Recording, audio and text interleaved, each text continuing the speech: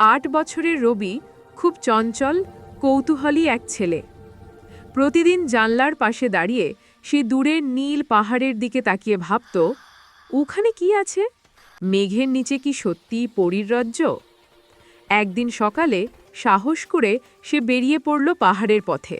বাতাসে পাইন গাছের গন্ধ, পাখির কুজন, ঝর্ণার শব্দ, সব মিলিয়ে পৃথিবীটা যেন এক রূপকথা। কিন্তু কিছুক্ষণ পর রবি বুঝল সে পথ হারিয়েছে। চারপাশে কুয়াশা, অচেনা গাছ আর পাহাড়ি নীরবতা। তার চোখে জল চলে এলো। ঠিক তখনই ঝোপের আড়াল থেকে এক বাঘ বেরিয়ে এলো। রবি ভয়ে জমে গেল, কিন্তু আশ্চর্যের ব্যাপার, বাঘটা গর্জে উঠল না। তার চোখে ছিল কোমল এক দৃষ্টি।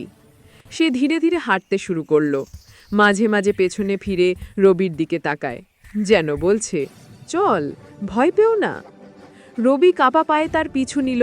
পাথুরে পথে ঝর্ণা পার হয়ে বাঘটা তাকে নিয়ে এলো এক খোলা মাঠে। নিচে দেখা গেল রবির গ্রাম। সূর্য ঢলে পড়ছে, আলো পড়েছে বাঘটার গায়ে, যেন সোনার মায়া। রবি চিৎকার করে বলল, ধন্যবাদ বাঘ ভাই।